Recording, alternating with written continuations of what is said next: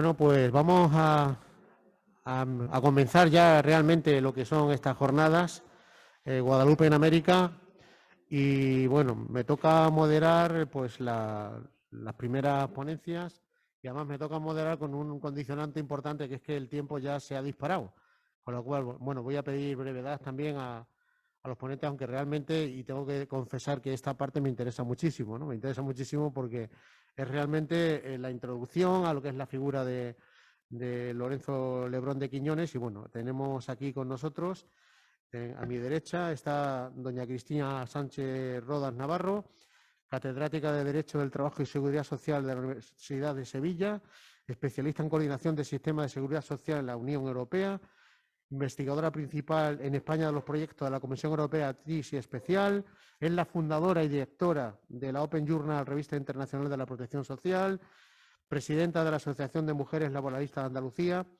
Junto a sus diversas monografías y múltiples artículos científicos publicados, es autora del libro epistolario del muy magnífico licenciado Lorenzo Lebrón de Quiñones, el cual he tenido el honor de recibir hace unos días y el que tengo muchas ganas de meterle mano próximamente. A mi izquierda tengo a don Antonio Ramiro Chico, que es licenciado en Geografía e Historia por la UNED. Desde 1982 trabaja en el Real Monasterio Santa María de Guadalupe, en la administración de la revista Guadalupe, publicando asiduamente crónicas y estudio de investigación, diseñador de ediciones Guadalupe y técnico del Archivo Biblioteca del Real Monasterio. Ha publicado verdaderas joyas bibliográficas de este patrimonio de la humanidad y ha contribuido a informatizar y digitalizar parte de sus fondos, al mismo tiempo que ha publicado numerosos estudios y varios libros. Presidente de la Real Asociación de Caballeros de Santa María de Guadalupe entre los años 2003-2012 y actual director del Boletín Caballeros de Guadalupe.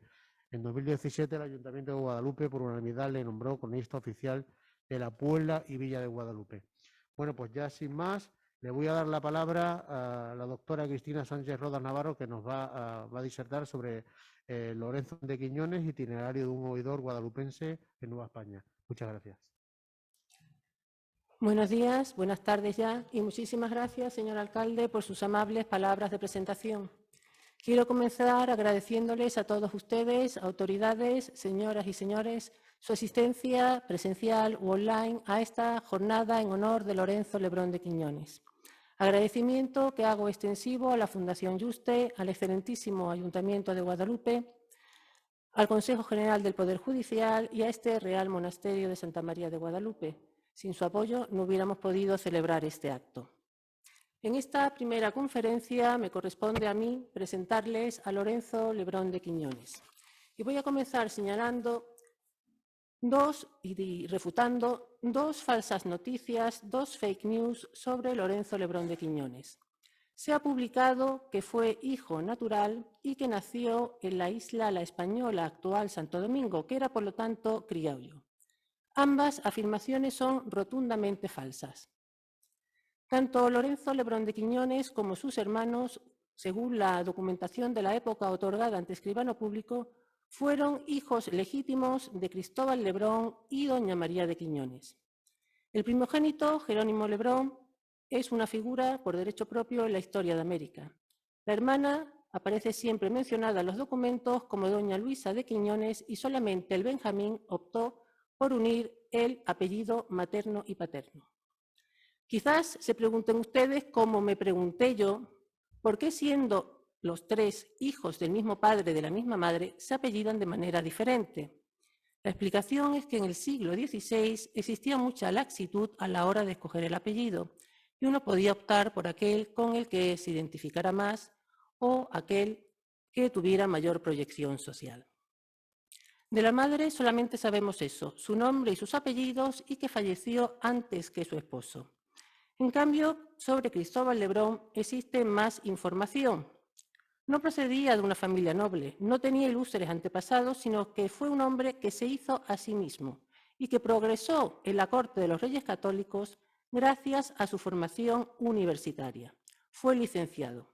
Y el primer cargo que desempeñó fue justamente aquí, en la Puebla de Guadalupe. Fue alcalde mayor, es decir, juez. En aquella época, la Puebla de Guadalupe dependía en lo espiritual y en lo terrenal de este real monasterio. entonces dirigido por la Orden de los Padres Jerónimos, muy conectados con la corte. Y en mi opinión fue esta conexión de Cristóbal Lebrón con los jerónimos y los jerónimos con los reyes católicos lo que explica el ascenso social de Cristóbal Lebrón. En 1511 es nombrado teniente gobernador de las islas de La Palma y Tenerife. En 1515 embarca para América, habiendo sido nombrado juez de residencia en la isla La Española. Y en 1521 es nombrado oidor de la Audiencia de Santo Domingo, cargo que desempeña hasta su muerte en 1529. Tenía entonces Lorenzo Lebrón de Quiñones 14 años. Está acreditado que Lorenzo Lebrón de Quiñones pasó parte de su infancia en la isla La Española. Por lo tanto, no era descabellada la tesis mayoritaria sustentada desde el siglo XVII, según la cual Lorenzo Lebrón de Quiñones habría sido un criollo nacido en La Española. Sin embargo, esta tesis mayoritaria tenía solamente un fleco, solo uno. Se conserva una licencia de pasajeros a Indias en donde se indica que Lorenzo Lebrón de Quiñones era natural de Guadalupe.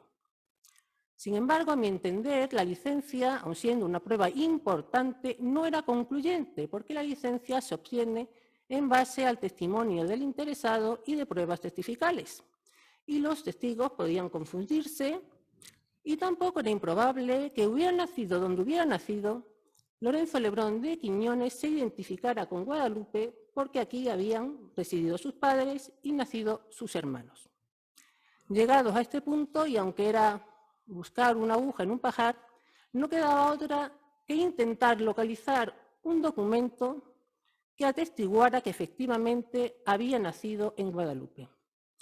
Y llegados a este punto de la historia, don Antonio Ramiro, aquí presente, juega un papel capital, porque se le facilitaron todos los datos recopilados hasta ese momento sobre Lorenzo Lebrón de Quiñones y contra todo pronóstico hubo suerte. Él localizó en este mismísimo Real Monasterio el acta de bautismo de Lorenzo Lebrón de Quiñones. Es la última, la que está a pie de página, de la imagen que tienen ustedes ahora mismo proyectada. También el acta de bautismo nos permitió concretar exactamente el año de su nacimiento, que hasta entonces se ignoraba. Fue bautizado el 16 de agosto de 1515. Por la fecha de bautismo, yo presupongo que probablemente nacería el día 10 de agosto, porque es la festividad de San Lorenzo y era probable que el niño recibiera el nombre del santo del día. Le llamo la atención sobre el hecho de que Lorenzo Lebrón no tuvo un padrino de bautismo, sino dos, y no eran cualquier vecinos de Guadalupe. Uno de ellos, el licenciado Zaballos, sería con el tiempo el doctor Zaballos, protomédico nada menos que de Carlos V. Y el otro, el licenciado Gregorio López, alcalde mayor de Guadalupe, es uno de los más insignes juristas españoles del siglo XVI.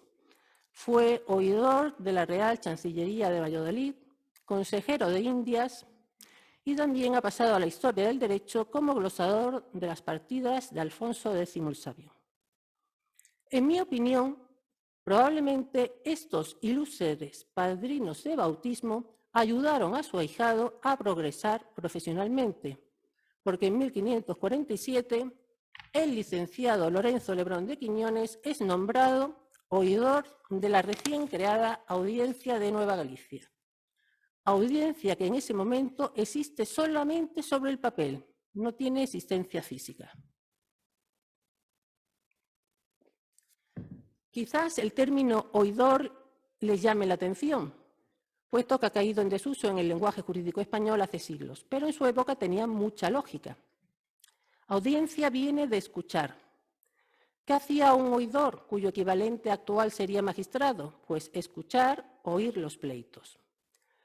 ¿Cómo eran los oidores del siglo XVI? Pues no tienen ustedes que romperse la cabeza imaginándolo. En ese fragmento del lienzo de Tlaxcala, que ahora mismo se proyecta a su izquierda, igual que en el programa, tienen ustedes representados 13 señores vestidos con una toga negra y que cubren su cabeza con un bonete o sombrero negro.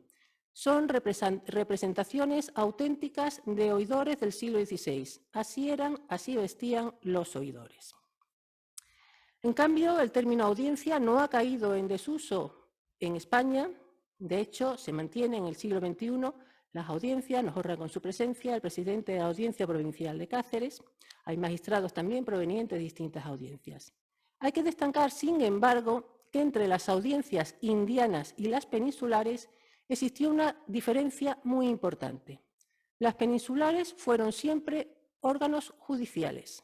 En cambio, las indianas, por la lejanía a la metrópoli, asumieron también funciones de gobierno. Quizás se pregunten por qué a esta nueva audiencia que se crea en 1547 se la denomina Audiencia de la Nueva Galicia. Hay una explicación. Inicialmente, el distrito de la Nueva Audiencia coincidía con el territorio conquistado por Nuño Beltrán de Guzmán, enemigo político de Hernán Cortés. Y por una real cédula de 1531, el mismo año en que la Virgen de Guadalupe se aparece al indio Juan Diego, pues en virtud de esa real cédula, la corona manda que a esos nuevos territorios se le intitulen Reino de la Nueva Galicia. Respecto a la conquista de la Nueva Galicia, también el lienzo de Tlaxcala me va a permitir explicarles una peculiaridad de esa conquista. El lienzo de Tlaxcala, que está ahora mismo proyectado, es un documento pictográfico del siglo XVI en donde los indios de Tlaxcala representan la conquista de Hernán Cortés de México, desde el punto de vista de los indios de Tlaxcala, que se representan, y aquí viene lo importante, a sí mismos como conquistadores, como vencedores frente a sus enemigos, los mexicas. Algo similar ocurre en la Nueva Galicia. Nuño Beltrán de Guzmán iba acompañado por una tropa formada por 150 hombres de a caballo, 150 peones y 12 piezas de artillería menuda, según la crónica del franciscano Fray Tello, escrita a mediados del siglo XVII. Como ustedes comprenderán, con 300 españoles no se conquista un territorio de unos 80.000 kilómetros cuadrados. El propio Fray Tello añade que esa tropa iba acompañada de 7.000 u 8.000 indios amigos. Son los 7.000 u 8.000 indios amigos los que efectivamente conquistan Nueva Galicia. Y se puede traer a colación, aunque sea ya una tópica, la frase según la cual América la conquistaron los indios y la independizaron los españoles. Como decía, en el siglo XVII, en 1547, se nombra al licenciado Lebrón de Quiñones junto con otros 3 oidores para servir a la nueva audiencia. El licenciado Hernández de la Marcha, sobre el cual hay una conferencia esta tarde, el doctor Meléndez de Sepúlveda y el licenciado Contreras. Llamo su atención sobre el hecho de que todos los oidores tenían un título universitario. Y esto va a ser una constante no solamente en la historia de la audiencia de Nueva Galicia, sino en la historia de todas las audiencias indianas. Los oidores fueron siempre la élite cultural de su época. Licenciados, doctores en Derecho, profesores universitarios, hasta un rector de la Universidad de Sevilla, de la que provengo, fue nombrado oidor de esta audiencia de Nueva Galicia en el siglo XVIII.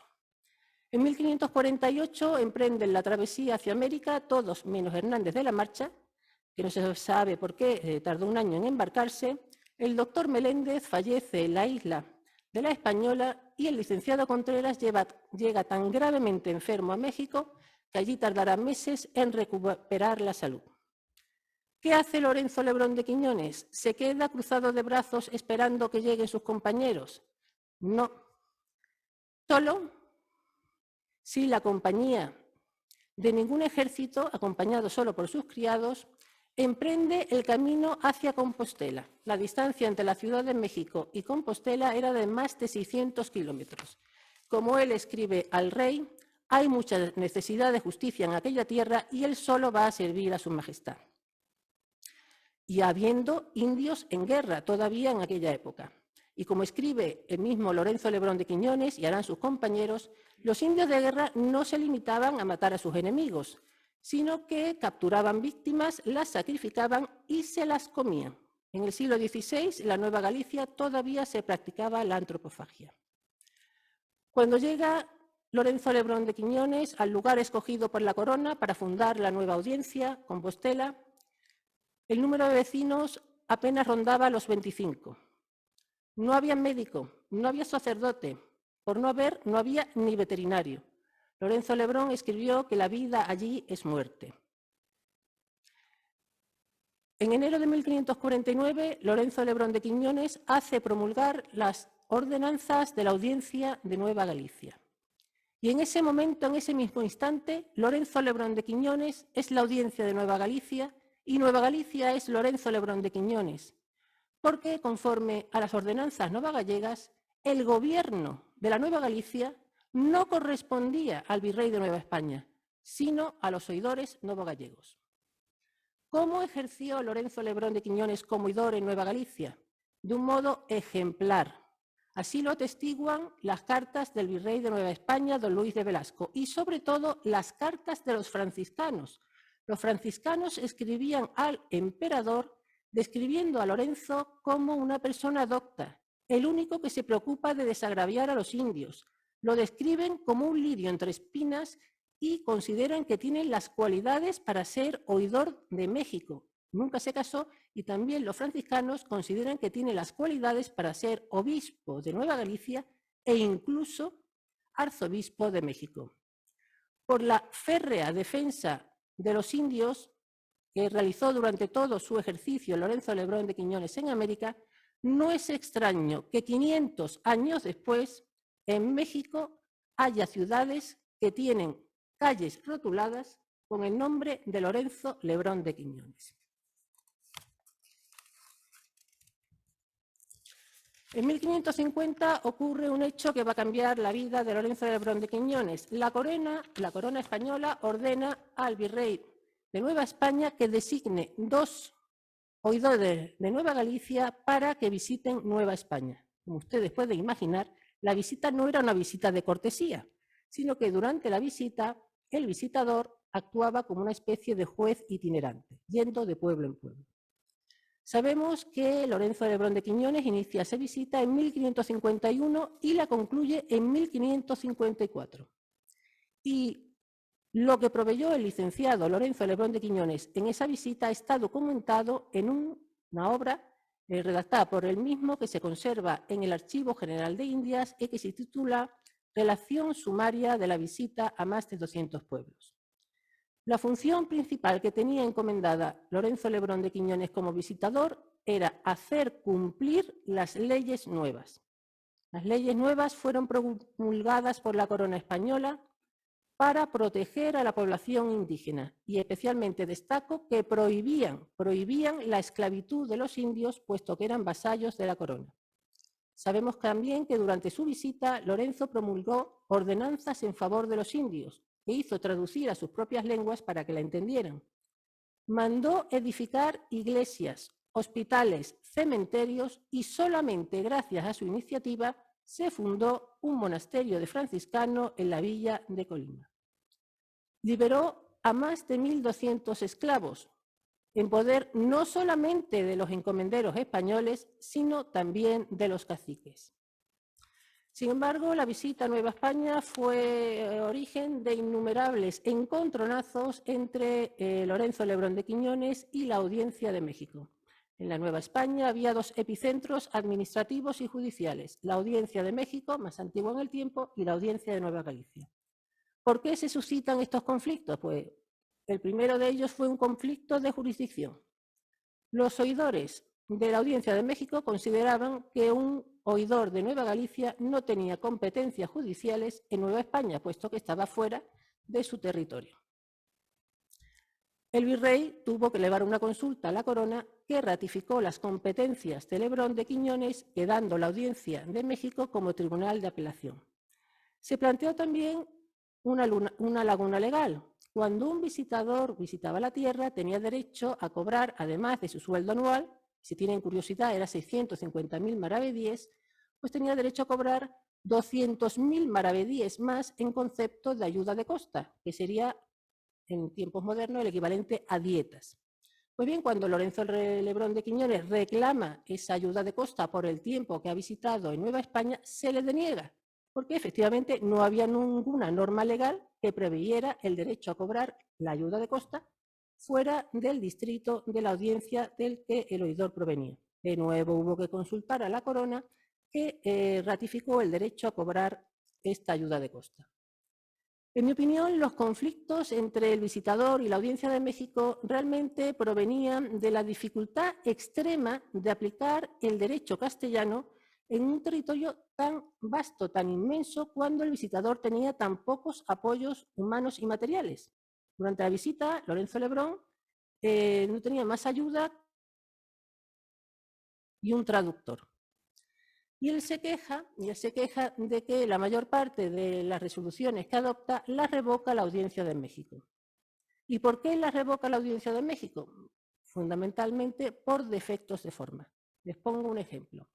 Se queja Lorenzo Lebrón de Quiñones que cuando el encomendero sabe que va a visitar su pueblo, el encomendero se ausenta del pueblo. Con lo cual, todo lo proveído por el oidor durante esa visita es revocado por la Audiencia de México, puesto que el encomendero no había sido notificado en forma. También se queja Lorenzo Lebrón de Quiñones de que el proceso ordinario con indios y entre indios era también imposible materialmente. Hasta tal punto el encontronazo era popular y conocido que en esa época en Nueva Galicia y Nueva España se popularizó el refrán, el dicho de los visitadores a proveer y los oidores de México a revocar. Otro caso real es el siguiente. Lorenzo Lebrón de Quiñones condenó a muerte a un encomendero español por haber arrasado varias veces, no una, varias veces un pueblo, derruido la iglesia y matado a indígenas. Pues bien, la Audiencia de México revoca esa sentencia, absuelve al encomendero y el encomendero, no contento con ello, para vengarse del oidor, escribe la corona acusando a Lorenzo Lebrón de Quiñones de haber matado mediante veneno, de haber asesinado al licenciado Villagar y a su esposa. Es cierto que habían muerto en circunstancias extrañas, pero Lorenzo Lebrón nada tenía que ver. Como ustedes pueden imaginar, durante la visita y como oidor, Lorenzo Lebrón de Quiñones se granjeó infinidad de enemigos. No solamente entre los encomenderos, también escribió la corona criticando a ciertos clérigos, también criticó al Cabildo de Nueva Galicia. En fin, se creó muchísimos enemigos que tuvieron la oportunidad de oro de vengarse del oidor con ocasión del juicio de residencia. El juicio de residencia no era nada excepcional, sino que era habitual que se sometieran el mismo los servidores de la corona para controlar que habían desempeñado correctamente su cargo. Se nombra juez de residencia y oidor de Nueva Galicia al doctor Pedro de Morones. Y con ocasión de esa residencia se le imputan a Lorenzo Lebrón de Quiñones hasta 81 cargos, ni más ni menos. El 20% de esos cargos están relacionados con una supuesta conducta inmoral del oidor. Se le acusa de forzar doncellas y casadas, mulatas indias y españolas. Se le acusa de recibir regalos de los indígenas, por ejemplo, fruta cuando visitaba los pueblos. Se le acusa de llegar tarde a la audiencia por estar jugando a los naipes. Y también se le acusa de haberse demorado en exceso en la visita, que a Lebrón le llevó años y, según Pedro de Morones, podría haber hecho en unos 6 u 8 meses. Bien, pues como consecuencia del juicio de residencia, el doctor Pedro de Morones condena a Lebrón de Quiñones y lo condena al pago de una multa importantísima que el oidor no va a poder hacer frente y lo suspende del oficio durante 3 años. Como Lorenzo no puede pagar la multa, el doctor Pedro de Morones ordena que se le encarcele en la prisión de Compostela y que además se le pongan grilletes en los pies para que no escape. A pesar de ello, gracias a buenos amigos, Lorenzo Lebrón de Quiñones consiguió fugarse de Compostela, llegaría a México, donde siempre lo protegería el virrey y los franciscanos. Se le secuestran sus bienes, los bienes que se le hallan. No se le halló dinero, no se le hallaron joyas, pero me ha llamado la atención, y aunque vayamos mal de tiempo, me gustaría compartirlo con ustedes, que se le incautaron nada menos que 264 libros. A mediados del siglo XVI y en Nueva Galicia, eso era una biblioteca importantísima. Lástima que el escribano no tomó nota ni de uno de los libros. Hubiera sido interesantísimo saber qué leía un oidor del siglo XVI. También se le incauta una imagen de la Virgen. Tampoco el escribano menciona qué Virgen era. Ahora bien, yo les pregunto, ¿un guadalupense qué Virgen se llevaría a la última frontera occidental del Imperio Español. No puedo probarlo, pero yo estoy convencida de que era la Virgen de Guadalupe. Tenía gustos musicales el oidor, puesto que tenía una vihuela que le fue secuestrada. Y lo del tenedor de mesa, perdonen que me entretenga un minuto, pero a mí me ha llamado muchísimo la atención. Al tenedor de mesa yo no le di ninguna importancia en una primera lectura, pero luego investigando resulta que el tenedor de mesa no se populariza en Europa hasta el siglo XVII. Y aquí tenemos un documento público que atestigua que había una persona, un español, que a mediados del siglo XVI ya tenía un tenedor en Nueva Galicia, lo cual demuestra que era un hombre de gustos exquisitos. Lorenzo Lebrón de Quiñones recurre la sentencia ante la Audiencia de México, que en este caso confirma la condena. No le queda otra que apelar al Consejo de Indias. Y para defender mejor su causa, viaja hasta la península en 1560. En 1561, el Consejo de Indias absuelve a Lorenzo Lebrón de Quiñones y lo restituye en el oficio con su misma antigüedad. Ahora bien, la noticia de esta absolución no llega a Nueva Galicia. Lorenzo Lebrón de Quiñones fallecería sin que su honra y su honor hubieran sido restauradas. ¿Dónde y cómo y cuándo fallece Lorenzo Lebrón de Quiñones? No lo sé. Los historiadores sugieren que murió en el trayecto de la península a Nueva Galicia. Lo dudo, porque iba acompañado por un sobrino y si hubiera fallecido en la travesía, el sobrino o el capitán de la nave hubieran informado al virrey. No he encontrado ni en el archivo de Indias, ni en los archivos digitalizados de México, ni en el cedulario de la Nueva Galicia, ningún documento que mencione la muerte del oidor. Y aquí hay un misterio. El misterio es que de 1562 a 1566 no hay ninguna referencia, ni en la documentación, ni en la correspondencia del virrey, ni de los oidores de Nueva Galicia, sobre que Lorenzo Lebrón ha sido absuelto, sobre que Lorenzo Lebrón retorna a la Nueva Galicia, retorna al oficio, sobre su fallecimiento. No hay nada, silencio sepulcral. Y lo extraño es que en el mismo periodo sí que hay en esas cartas información, porque parece mentira, pero los oidores estaban muy bien informados de lo que pasaba en la metrópoli. Esos mismos oidores que silenciaban a Lebrón, en cambio mencionaban que tal oidor había sido nombrado para tal puesto, que tal se iba a embarcar, que tal iba a llegar. Y para colmo de los misterios, sí que he encontrado la carta del virrey en la que anuncia, informa del fallecimiento de Pedro de Morones, que ocurrió en 1564.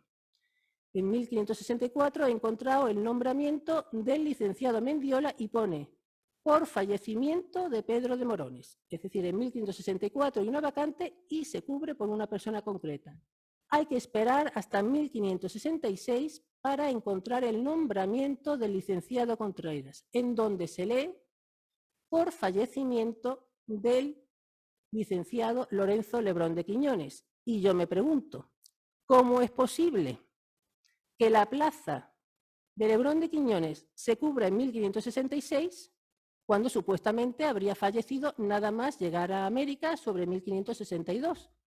¿O es que Lorenzo Lebrón de Quiñones sobrevivió a Pedro de Morones?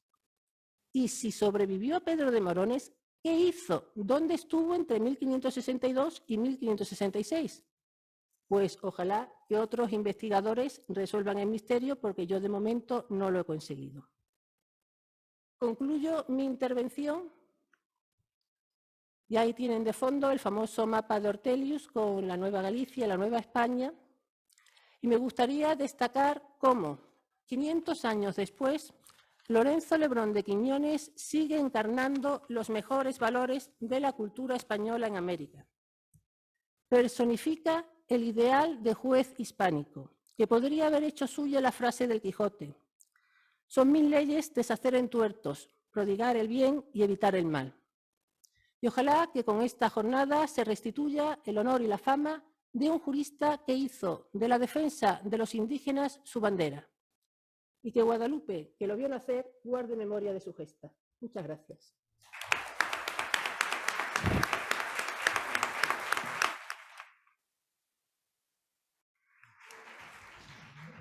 Muchísimas gracias a la profesora. Vamos a darle paso ya inmediatamente a don Antonio Ramiro Chico, que nos va a hablar sobre los guadalupenses en la América hispana, Lorenzo Lebrón y otros hijos de Guadalupe.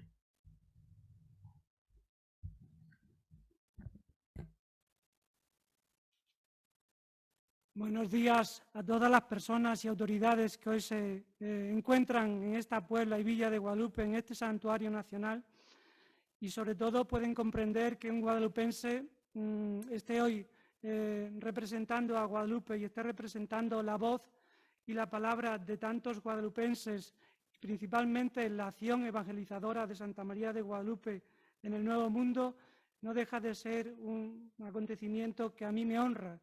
Y por tanto les agradezco a las personas que han tenido o han pensado en mí, a don Sisto y a doña Cristina, para que pudiera pronunciar hoy esta conferencia que por falta de tiempo pues tendrá que ser breve, ¿no?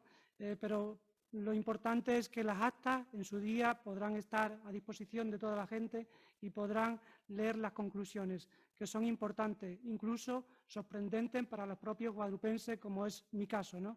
El ver y el saber que, bueno, Guadalupe tiene muchas aristas, ciertamente, pero quizás la del derecho era una de las más desconocidas, aunque teníamos a ese príncipe de las leyes, a don Gregorio López, ¿no?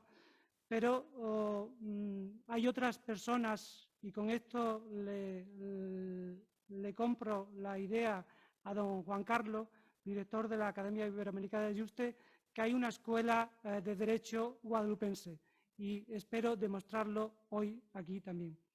Aunque quizás mi intervención se va a centrar en las 136 biografías de guadalupenses que tienen que ver con América o que fueron a América, me centraré principalmente en ese apartado de funcionarios, letrados y regidores, aunque dé algunas pinceladas de otros personajes que tuvieron una relevancia en la historia y en la concepción del Nuevo Mundo.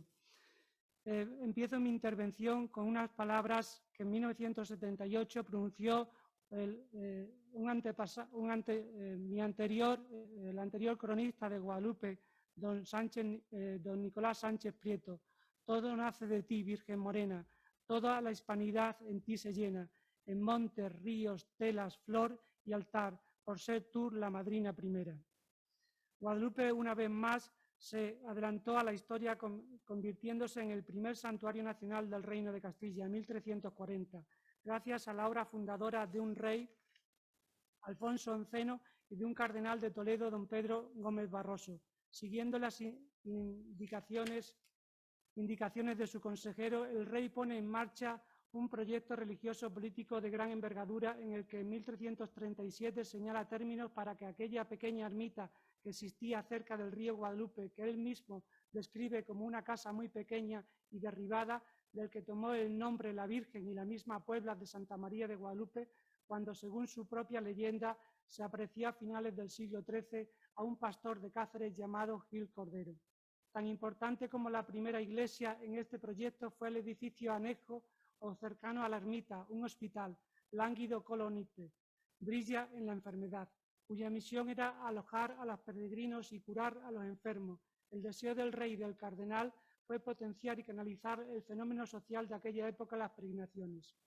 Con la llegada de la Orden Jerónima al santuario en 1389, se refuerza el estatuto jurídico del señorío eclesiástico y ahora el priorato secular se hace regular, por lo que el prior Jerónimo será señor espiritual y temporal, tanto de la Iglesia como de la Puebla. Con ello se logró una mayor seguridad espiritual y material, al mismo tiempo que el monasterio alcanzó para la Puebla varios privilegios reales y exenciones. Además, los guadalupenses gozaban de gracias personales, donde quiera que se hallasen. No se les podía exigir tributos ni gabelas, algunas personal ni real. Esta seguridad material y espiritual se materializó especialmente a partir de la segunda mitad del siglo XV, alcanzando una esperanza de vida bastante superior a la media de aquellos tiempos. Si en 1407 había 289 vecinos, 10 hidalgos, 2 notarios y algunos clérigos seculares, en 1450 hay ya 500 vecinos y en 1485, cuando llega el proceso inquisitorial, la Puebla y Villa alcanza su más alto nivel de población de su historia, 1.200 vecinos, es decir, 6.000 personas, por lo que se convirtió en una de las ciudades más importantes del reino. La propia comunidad jerónima, con más de 140 miembros, estaba formada por monjes que procedían de las élites intelectuales, religiosas y judaizantes, lo que da buen indicio de la expansión devocional de la Virgen de Guadalupe. Este fuerte desarrollo económico, religioso y social hizo que Guadalupe se convirtiera en referente de primer orden dentro del campo de la ciencia, con su famosa escuela de medicina, sus reales hospitales, enfermería y su especializada botica. No solo se les daba de comer durante 3 días a los peregrinos, sino que además se les entregaba un par de zapatos y servicios sanitarios y algo de pan y de vino para la vuelta. El abastecimiento de pan era un problema en tiempos de crisis. Por tal motivo, los monjes mandaron construir a su expensa un pósito o cilla de trigo, 1456, con el que tener garantizado diariamente el suministro de pan. Otra de las innovaciones de dicha empresa benéfico-asistencial fue organizar una especie de seguridad social para la mano de obra fija de la casa. A los criados fieles de edad avanzada y viudas se les proporcionaba servicio médico gratuito y una pensión por vida. El proceso inquisitorial provocó un cambio de rumbo tanto en el cenobio como en la Puebla. La primera consecuencia fue la expulsión de 52 monjes de la comunidad y un descenso inmediato de la población, por lo que el monasterio tuvo que modificar su tejido productivo, que se especializó a partir de este momento en la producción ganadera, lo que obligó al monasterio a adquirir bastantes tierras, creando en cada una de sus explotaciones la hoja de cálculo o de ganado, todo un descubrimiento en esta empresa innovadora. Antes de finiquitar el siglo XV, es necesario que narremos 2 hechos trascendentales en la historia de Guadalupe y de España.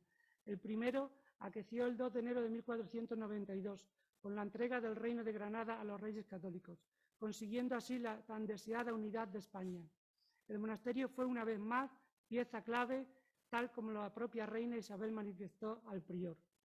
El otro hecho histórico no sería menos importante, pues supuso la coronación de su proyección universal, que se consolidó varios meses después con el proyecto descubridor de Cristóbal Colón, quien había visitado el santuario varias veces entre 1486 y 1496, encontrando aquí el viento necesario para alzar velas hacia las Indias occidentales, rubricado con la firma de las famosas sobrecartas reales.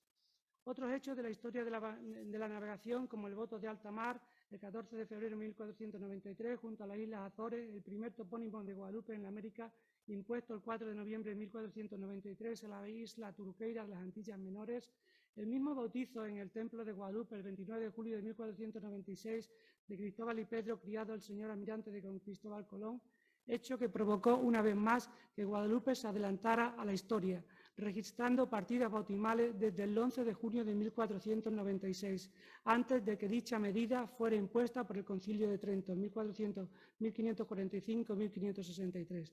De tal suerte que gracias a este hecho histórico, Guadalupe ha podido testificar que Lorenzo Lebrón de Quiñones nació en esta Puebla de Santa María de Guadalupe en 1515. Todo contribuyó con el fin principal, que el culto de Santa María de Guadalupe se hiciera universal, arraigando de forma principal en el Nuevo Mundo gracias a los descubridores, misioneros, colonizadores, conquistadores, letrados, instituciones y hermandades y prácticas devocionales, llegando a ser la más venerada en aquellas tierras como verdadero signo de la evangelización. Guadalupe en América. Con motivo de la celebración del 5º centenario del descubrimiento de América, una iluminada voz se alzó en Extremadura el 7 de marzo de 1984, la del ilustre y siempre recordado profesor de Historia Moderna de la Universidad de Extremadura, don Ángel Rodríguez Sánchez, quien planteó de cara a 1992 llevar a cabo un estudio serio y científico del hecho americano, con el que, huyendo de los tópicos, se clarificase el papel de los extremeños en el Nuevo Mundo, porque la Extremadura desmitificadora busca descabalgar al caballero y dejarnos únicamente el animal. Nostálgicos y descabalgadores deberían de empezar por comprender científicamente el hecho americano. Para ello era necesario descabalgar la gesta o conquista, proyectar el encuentro de esos dos mundos a través de la evangelización y la culturalización, al mismo tiempo que reivindicar los derechos de los indios y los colonos. De esta forma, este santuario nacional abría de nuevo un largo camino de luz, de verdad histórica y científica, acogiendo en 1986 el primer congreso sobre la evangelización franciscanos extremeños en el Nuevo Mundo, actas y estudios para poner en evidencia que hubo otros héroes extremeños en el Nuevo Mundo que brotaron como en ninguna otra región española, de las provincias franciscanas de San Gabriel y de San Miguel, portadores de lo mejor con que esta tierra se universalizó en América y Extremo Oriente. Aquel congreso enseñó al mundo el valor de la utopía y de la obediencia franciscana. Descubrimos, entre otros muchos evangelizadores, a los 12 apóstoles de México y el solar de donde partieron para Nueva España, el convento franciscano de Belleville de Monroy, cuya secretaría y dirección corrió a cargo del también recordado y querido padre Sebastián García, alma mater de dichos congresos con el que tuve la suerte de colaborar. Tras el éxito y la repercusión científica de aquel congreso, Guadalupe continuó siendo luz en el camino y en 1988, bajo el eslogan Extremadura se descubre, celebró un segundo congreso cuyas actas y denso y extenso contenido presentaron la presencia de Extremadura en América, Filipinas y Extremo Oriente. Como pórtico de la celebración del quinto centenario, Guadalupe cerró en 1991 su particular contribución a dicha efeméride con la celebración de su tercer congreso, bajo el título de Guadalupe de Extremadura, dimensión hispánica y proyección en el Nuevo Mundo, cuyas actas y estudios vienen a ser como la corona que ciñe las sienes de Santa María de Guadalupe, donde historia, fe y cultura fueron labradas por la condición humana de ese pueblo que la tiene y siente como patrona, reina. Fruto de esta colación de encuentros quinto centenario fue también la obra Emigración extremeña en el Nuevo Mundo, exclusiones voluntarias y forzosas de un pueblo periférico en el siglo XVI, de la profesora Rocío Sánchez Rubio, de la Universidad de Extremadura, en la que da nombre y voz a todos aquellos extremeños que vieron en América una salida o exclusión, tanto voluntaria como forzosa, provocando la huida de esa realidad, mas cuando sabían que al otro lado del Atlántico les esperaba una tierra fértil y abundante. De ahí que más de 15.000 hombres y mujeres salieran de Extremadura durante los años 1492 y 1600, como se puede apreciar en el catálogo de pasajeros a India. Sánchez Rubio pone además en evidencia que la exclusión no fue fácil, pues las dificultades administrativas para obtener el permiso de viaje había que añadir las económicas para la obtención del pasaje y las del mismo viaje. A la hora de recopilar las biografías de los 136 guadalupenses que fueron a América, he querido seguir la metodología y fuentes que este verdadero vademecum de la emigración extremeña nos ofrece, que presentaré por rango de profesión, siguiendo igualmente un orden alfabético de apellidos. Funcionarios, letrados y regidores. La corona española, desde el mismo momento del descubrimiento, adhesión de las posesiones de ultramar e incorporación de los naturales como súbditos suyos, ordenó se les otorgase los mismos derechos que tenían sus vasallos de los reinos de España. Así lo recoge la propia reina Isabel de Castilla en su testamento, que no consientan ni den lugar que los indios vecinos y moradores reciban agravio alguno en sus personas si vienen, mas manden que sean bien y justamente tratados. Sabedora de que toda acción humana habría agravios e injusticias, manda igualmente se les remienden y provean toda clase de agravio. Por tal motivo, su esposo Fernando el Católico, como regente de Castilla, será quien inicie la fundación de las audiencias indianas en 1527, para que en la medida posible se restituyeran dichos agravios y derechos, es decir, defiendan a los pobres e indios de los agravios y acciones de los poderosos.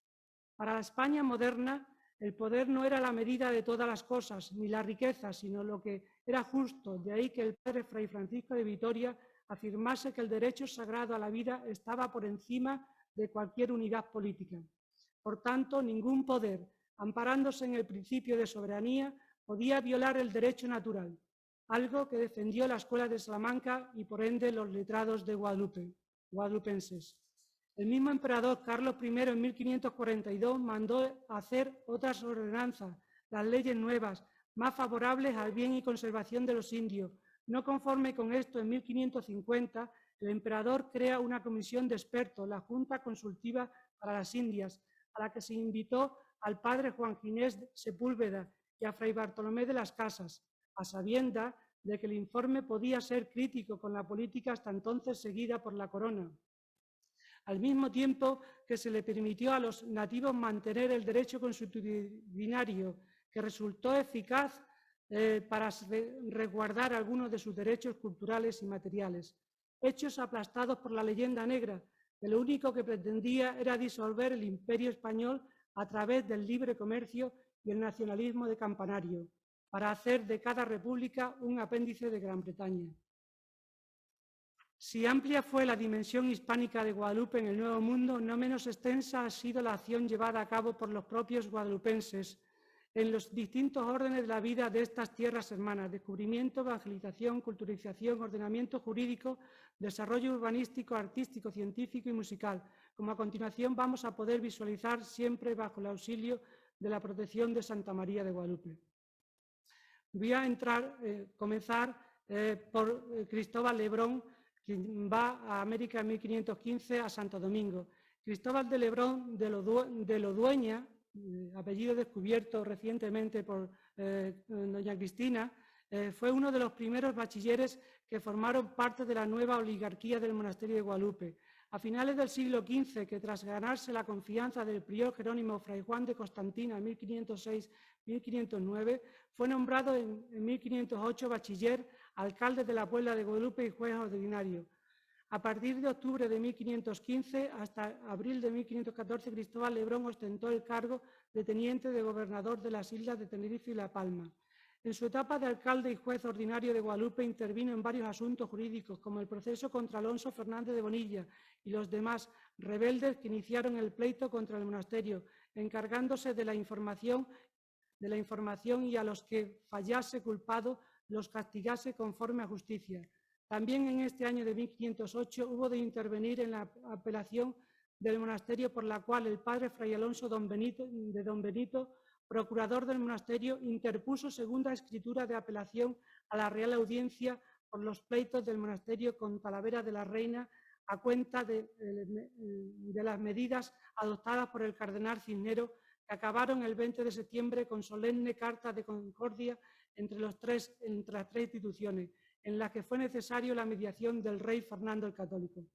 Sus buenos oficios y su posición pública le llevaron a entroncar con la familia de doña María de Quiñones, con la que, según registran los libros de bautismo del monasterio de Guadalupe, tuvo 3 hijos: Jerónimo, 1505, Isabel, 1510 y Lorenzo, 1515, aunque según otras fuentes se le reconocen otras 2 hijas más, Luisa y Guiomar,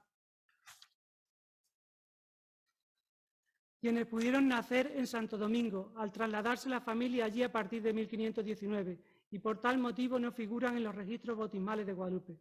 En 1513, antes de partir para Santo Domingo, el 27 de enero, Cristóbal Lebrón bautiza como ahijada a Catalina, esclava de tez negra, siendo sus padrinos Gonzalo de Montenegro el Viejo y Cristóbal de Gijón Platero, lo que denota su condición y posición económica. El apoyo y promoción de la comunidad jerónima seguramente le facilitó su camino hacia las Indias, convirtiéndose en uno de los primeros servidores públicos de la corona en la isla de la Española como oidor de la Audiencia de Santo Domingo, donde llegó, según Vicente Navarro, del Castillo en 1514, para ejercer como juez en la Española y regidor de Santo Domingo.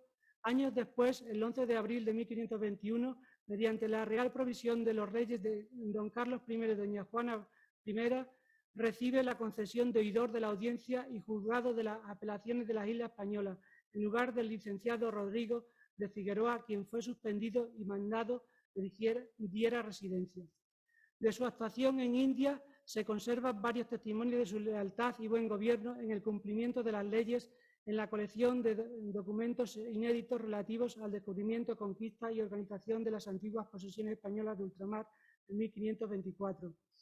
De 1525 y de 1525, durante el último periodo del gobierno de Diego Colón. Finó este guadalupense de adopción el 24 de noviembre de 1529, siendo electo obispo y presidente de Santo Domingo, aunque, como manifiesta Cristina Sánchez Roda, no se le ha localizado ningún documento que corrobore la elección para el mencionado obispado. La descendencia de Lebrón fue importante, no solamente en actuación, sino en sus propios herederos, ¿no? Pasaré por alto con breves palabras de su primogénito, Jerónimo Lebrón de Quiñones.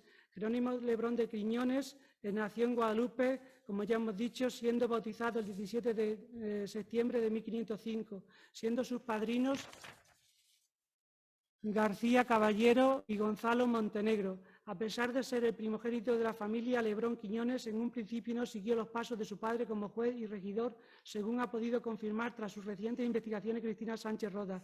Jerónimo tuvo una doble vida, pues a los 18 años era clérigo de la vecina diócesis de Plasencia. Después de renunciar a su canonjía y colgar los hábitos, siguió con la tradición familiar y formó parte de la élite dominicana, donde según Oviedo era hidalgo y hombre principal, y como funcionario real llegó a ser regidor y alcalde mayor de la ciudad de Santo Domingo. Además de impartir justicia, se dedicó a los negocios financieros, financiando varias expediciones y poseyó una explotación de azúcar en Santo Domingo, en la que trabajaban 70 esclavos negros. La audiencia, en 1535, a la muerte del gobernador de Santa Marta, el canario Pedro Fernández de Lugo, la audiencia de Santo Domingo decidió nombrar al poco tiempo a Jerónimo gobernador y capitán general interino de Santa Marta. Como gobernador de Santa Marta consiguió, en el escaso tiempo que estuvo, motorizar el desarrollo de su gobernación, promoviendo además las gestiones ante la Real Audiencia de Santo Domingo para la apertura del camino ganadero desde costa venezolana hasta la andina Tunja. En 1544, la corona le nombró como gobernador de la isla de Puerto Rico, cargo que ejerció durante escaso tiempo, ya que en enero de 1545 fallecía en el ejercicio de su cargo. Por supuesto, de Lorenzo Lebrón de Quiñones nos ha hablado perfectamente Cristina, y yo no voy a aportar nada más a la amplia biografía que ella ha presentado, ¿no? Tengo que entrar, como no, en el otro miembro de esa escuela jurídica guadalupense, Gregorio López, consejero del Consejo de India, 1543.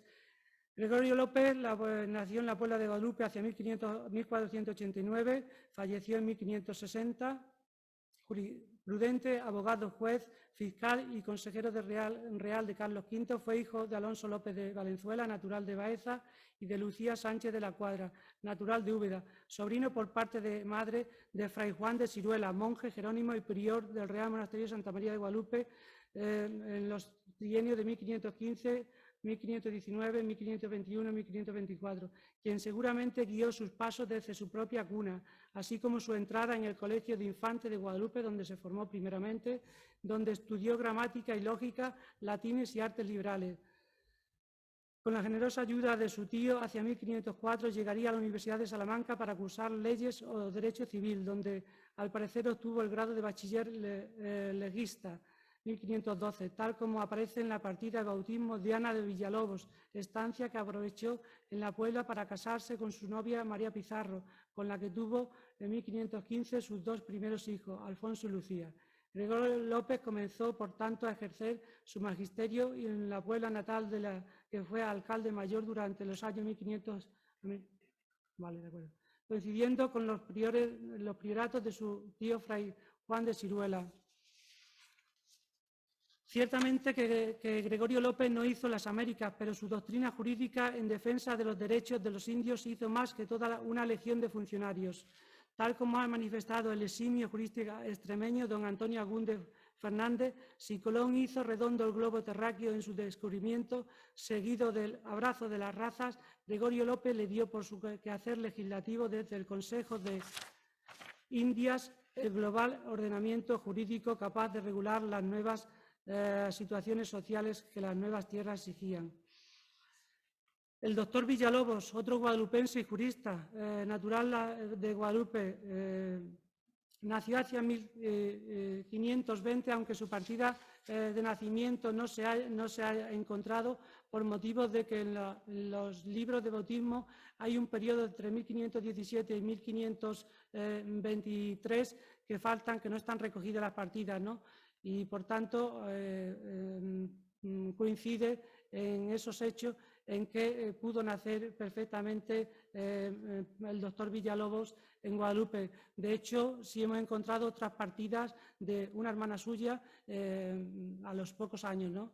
Pedro de Villalobos fue hombre justo, honrado y temeroso de Dios, dedicado toda una vida al servicio de la corona como funcionario de la administración indiana. Posiblemente durante su infancia en la Puebla estudió también en el Colegio de Infantes. No hay constancia de que pasara por Salamanca, aunque en 1549 y 1550 aparece como bachiller ya en las partidas de bautismo de Juana de Gálvez, 6 de mayo, y en las de Juana de Sendín, en ambas como padrino. Por ese motivo, cuando llega a Sevilla en 1552 para hacer la carrera de leyes, ingresa ya graduado de bachiller en el Colegio de Santa María de Jesús, futura Universidad de Sevilla.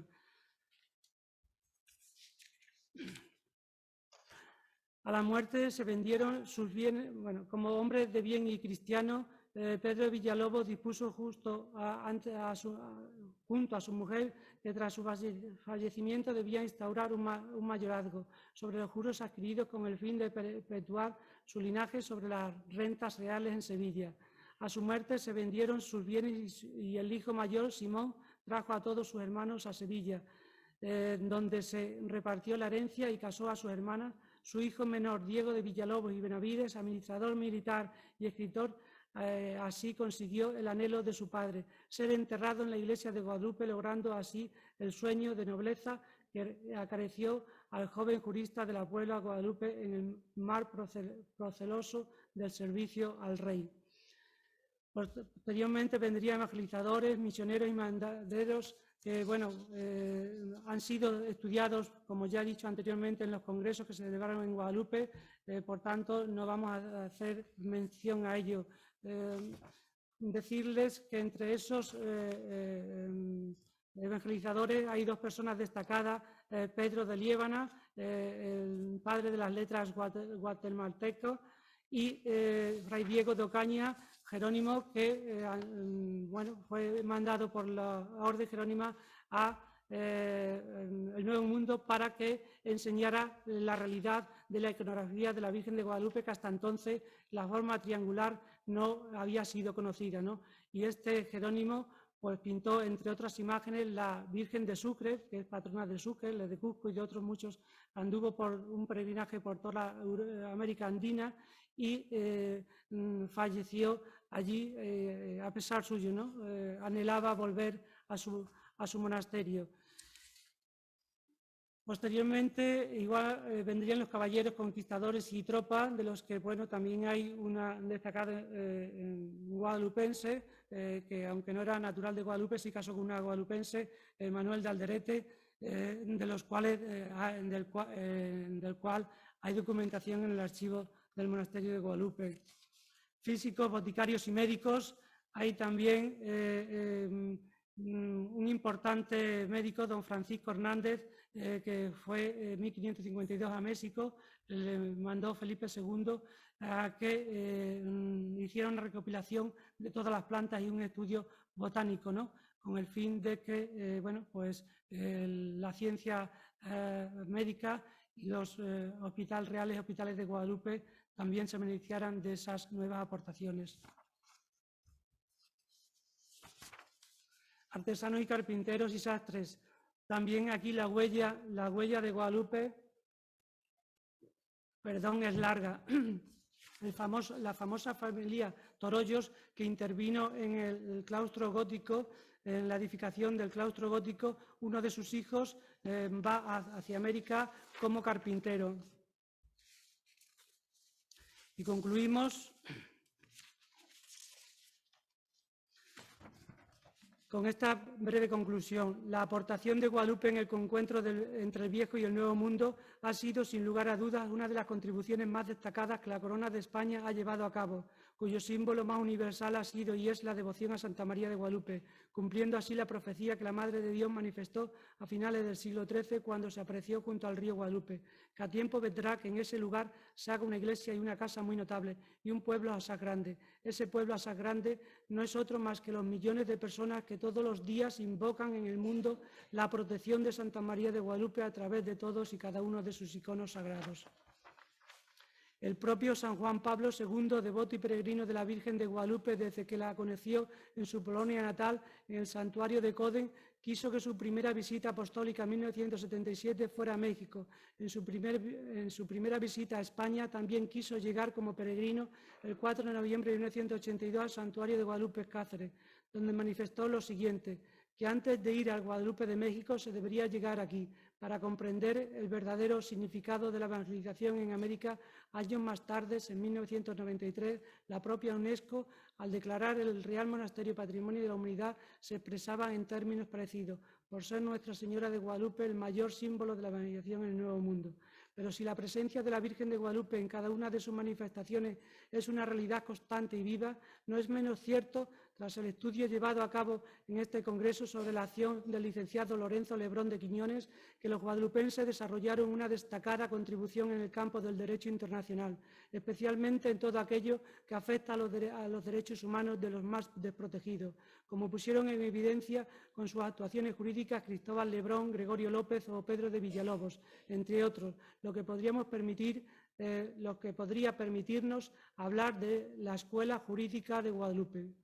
De renombre gozaba ya a finales del siglo XV la famosa Escuela de Medicina de Guadalupe, cuyos galenos eran demandados por todas las clases sociales, de ahí que algunos también se trasladaran a las Indias para impartir sus conocimientos al mismo tiempo que tomaran muestras de las nuevas plantas que el continente ofrecía para incrementar considerablemente el estudio de la botánica, siendo uno de los más ilustres protomédicos el doctor Francisco Hernández, médico de los Reales Hospitales de Guadalupe, cuyas prácticas y enseñanzas dejaron también en las Indias.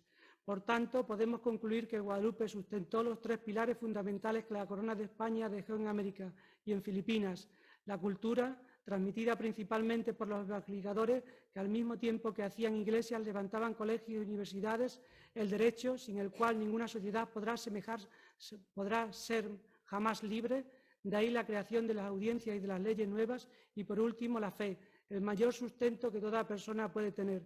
Bendita tú. Este saludo une a millones de corazones de estas tierras, de España, de otros continentes, acumulados en torno a María, a Guadalupe, en tantas partes del mundo. Juan Pablo II.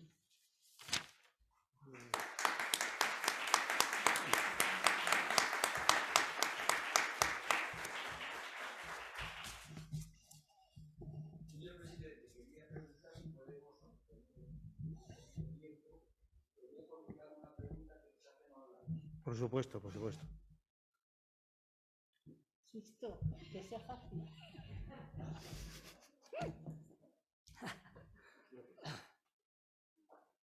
Nos pregunta Alberto Gata Tocón por qué y cómo se divulgaron aquellas informaciones falsas referidas a Lorenzo Lebrón de Quiñones, especialmente sobre sus orígenes familiares, dónde se ubicaba geográfica y jurisdiccionalmente la audiencia de Nueva Galicia.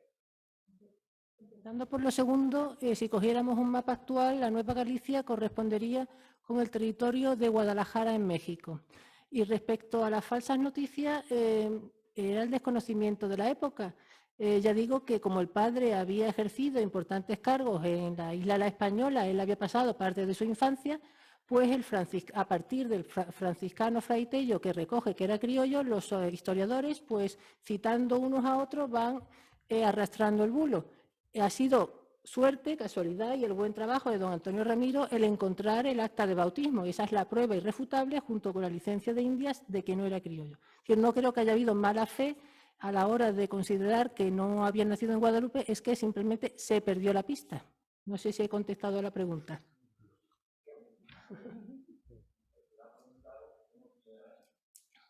Bueno, pues no hay tiempo para más. Vamos a proceder ya, continuamos con el programa y a lo que procede ahora es la visita al Real Monasterio de Santa María de Guadalupe.